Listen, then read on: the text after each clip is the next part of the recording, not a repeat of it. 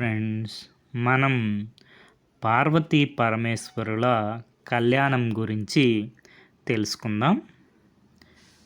అది ఆకాశమంతా ఎత్తున తెల్లని హిమశిఖరాలతో భూదేవికి శిరోభూషణంగా ప్రకాశించే హిమవత్ పర్వతం.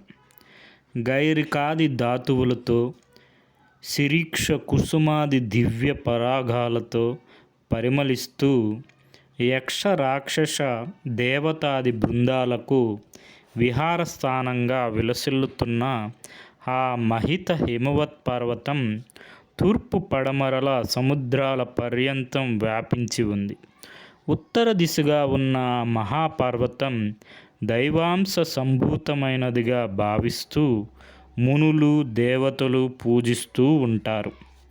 హిమవంతుడు అప్పుడప్పుడు దివ్య రూపం ధరించి తన అంశపై తపస్సు కోసం విహారం కోసం వచ్చే అతిథులను పరామర్శిస్తూ ఉండేవాడు.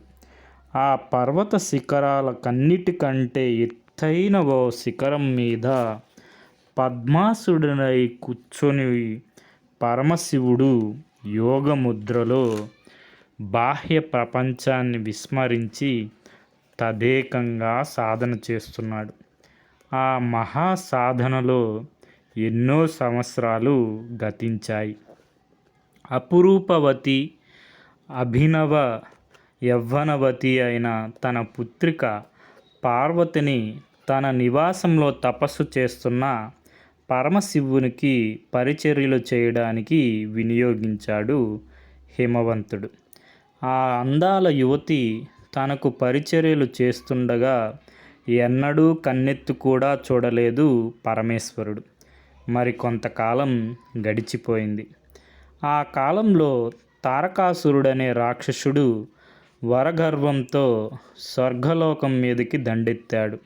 అతని ధాటికి ఆగలేక ఇంద్రాది దేవతలు అమరావతిని విడిచిపెట్టి పారిపోయారు. అప్పుడు అదితి బ్రహ్మను వెంటబెట్టుకొని వైకుంఠానికి వెళ్ళింది.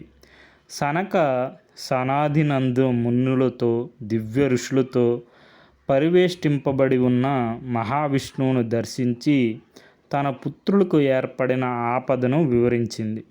అదితి పుత్రులు దేవతలన్నమాట. విష్ణువు సాదరంగా ఇలా అన్నాడు: అమ్మా, నందీశ్వరుని శాపం వల్ల దేవతలకు ఇక నుంచి అప్పుడప్పుడు రాక్షస బాధలు తప్పవు. ఏ బాధలు ఎవరికి నివారింపబడాలన్నా కాలం కలిసి రావాలి. ఈ బ్రహ్మకు నేను ఎన్ని పర్యాయాలు హెచ్చరికలు చేసినా రాక్షసులకు వరాలు ఇవ్వడం మానడం లేదు. ప్రస్తుతం తారకాసురుడు గొప్ప గొప్ప వరాలు పొంది ఉన్నాడు. ఆ రాక్షసుని సంహరించగలవాడు పరమేశ్వరుని అంశ వల్ల జన్మించాలి. ఆ కాలం కోసం వేచి ఉండి సమయం తటిస్థించగానే అనుకూల పద్ధతులు అవలంబించి కార్యసాధన చేసుకోవాలి. నేను ఎప్పటికప్పుడు కర్తవ్యం సూచిస్తూ ఉంటాను. ఆ ప్రకారం నడుచుకోమని ఇంద్రాదులకు చెప్పు అన్నాడు. అదితి బ్రహ్మతో కలిసి విష్ణువుకు నమస్కరించి వెళ్ళిపోయింది.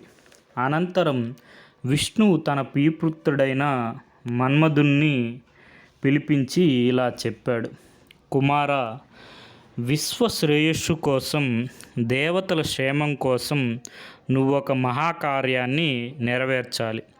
ప్రస్తుతం పరమశివుడు హిమవత్ పర్వతం మీద ప్రచండమైన యోగ సాధనలో లీనమై ఉన్నాడు. ఆ మహానీయునికి సేవలు చేస్తూ పర్వతరాజపుత్రి తన చెలులతో అక్కడే ఉంది. నువ్వు ఈశ్వరుని ఆశ్రమానికి వెళ్ళి ఆ మహాదేవుని మనస్సును మధురమైన ప్రణయానికి అనుకూలంగా మార్పు చెయ్యి అన్నాడు. మన్మధుడు తండ్రికి నమస్కరించి అంతర్ధానమయ్యాడు. హిమవంతుని ఆజ్ఞానుసారం పార్వతీదేవి పరమేశ్వరుడికి సపర్యలు చేస్తూనే ఉంది. పరమేశ్వరుడు నియమనిష్టా గరిష్ఠుడై సాధనలో లీనమై ఉన్నాడు. ఆ సమయంలో ఇంద్రాది దేవతలు తన్ను పరివేష్టించగా ఉండగా మన్మధుడు తన భార్య అయిన రతీదేవితో కలిసి ఈశ్వరుని ఆశ్రమ ప్రాంతంలో సాక్షాత్కరించాడు. అప్పుడే పార్వతి సువర్ణ కలశంతో నీరు తెచ్చి పరమేశ్వరుని పాదాలు కడుగుతుంది. మన్మధుడు తన మిత్రుడైన వసంతుణ్ణి స్మరించుకున్నాడు. పరమేశ్వరుని ఆశ్రమం చుట్టూ వసంత ఋతువు కన్నుల పండుగగా వెలిసింది. చెట్లు పచ్చని ఆకులతో, విచ్చిన పువ్వులతో శోభాయమానంగా ప్రకాశించాయి. చల్లని పిల్లగాలులు మెల్లిమెల్లిగా వీచసాగాయి. పుష్ప సుగంధ పరిమళాలు దశ దిశలా వెల్లివిరిశాయి. మన్మధుడు తన చెరుకు విల్లుకు మనోహరమైన పుష్ప బాణాన్ని అనుసంధానించి పరమేశ్వరుని వక్షోపీఠానికి తగిలేటట్టు విడిచాడు. అప్పుడు ఏమైంది? ఆ పుష్పబాణం రివ్వును వెళ్ళి ఈశ్వరుని వక్షస్సును తగిలి శరీరానికి గగుర్పాటు కలిగించింది. ఈశ్వరుని ఏకాగ్రత సడలి శరీరం మధురమైన అనుభూతితో పరవశించింది. ధ్యాననిష్ట చెదిరిపోగా ఈశ్వరుడు కళ్ళు తెరిచి చూశాడు. ఎదురుగా భువన మనోహర రూపి అయిన పార్వతి కనిపించింది. కన్నులు చెదిరిపోయే ఆ అందాల దేవతను చూడగానే పరమశివుని పెదవులలో దరహాసం వెలిసింది. తన చెయ్యి సాచి పార్వతి చెయ్యి పట్టుకున్నాడు. పార్వతి సిగ్గుతో చిరునవ్వుతో చెయ్యి లాక్కుంది. ఇంద్రాదులు సంతోషంతో ఆ దృశ్యాన్ని చూస్తున్నారు. వసంతుడు మరింత సమ్మోహనకరంగా తన రూపాన్ని ఆ పరిసరాల మీద వ్యాప్తి చేశాడు. ఇంద్రుడు మన్మధుని చూస్తూ, కుమారా, నీ వల్లనే మాకందరికీ స్థానప్రాప్తి కలగాలి. పరమేశ్వరుని మీదకి మరో సమ్మోహనాస్త్రాన్ని ప్రయోగించు అన్నాడు. మన్మధుడు మనస్సును మదింపజేసే మహనీయ అస్త్రాన్ని వెంట సంధించి పరమేశ్వరుని మీదకి ప్రయోగించడానికి సిద్ధంగా ఉన్నాడు. అదే సమయంలో తనలో ఆవహించిన చిత్త చాంచల్యాన్ని పరమేశ్వరుని ఆత్మశక్తి పసిగట్టింది.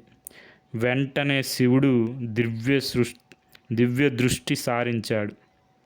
అల్లంతి దవ్వులో దేవగణాలు పురికొల్పుతుంటే అదృశ్య రూపుడై తన మీదకు పువ్వుల బాణం విసరబోతున్న మదవతి మదనుడు కనిపించాడు. మరుక్షణం ఈశ్వరుని శరీరం కోపావేశంతో పొంగింది. మూడవ కన్ను తెరుచుకుంది. అంతే.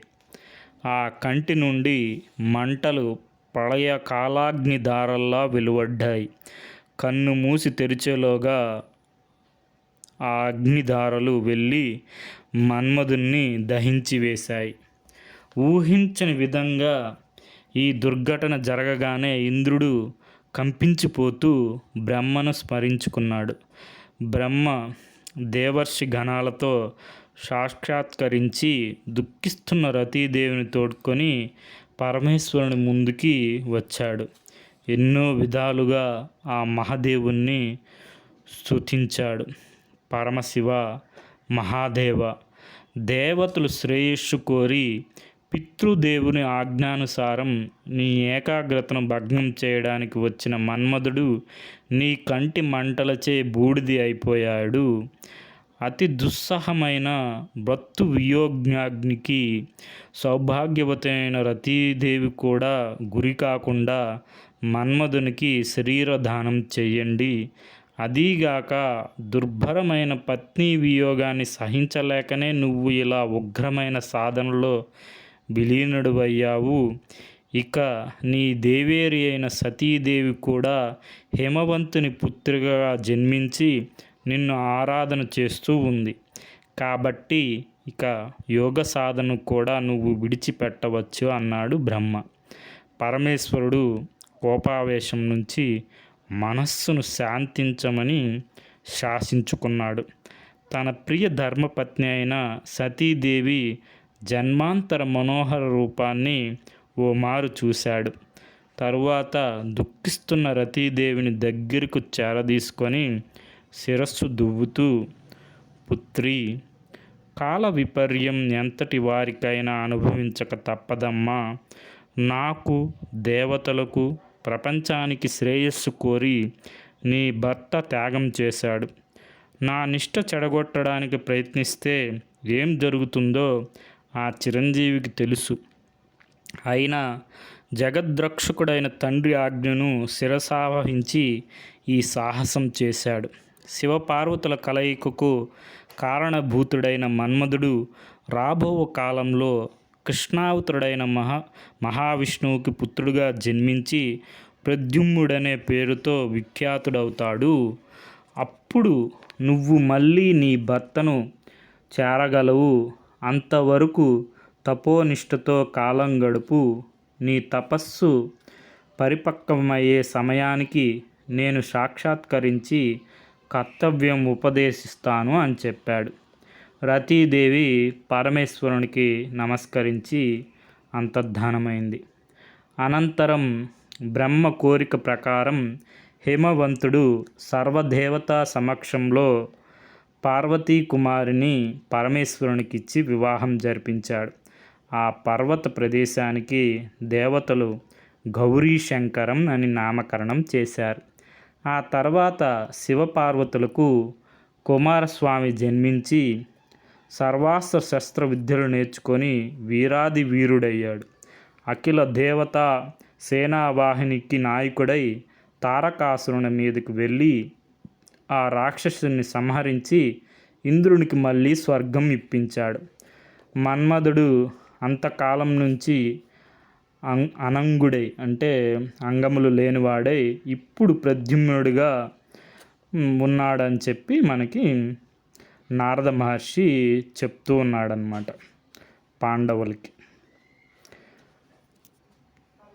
ఇది మనకి మూలం వచ్చి Mahabhagavatam. Okay friends, thank you for watching.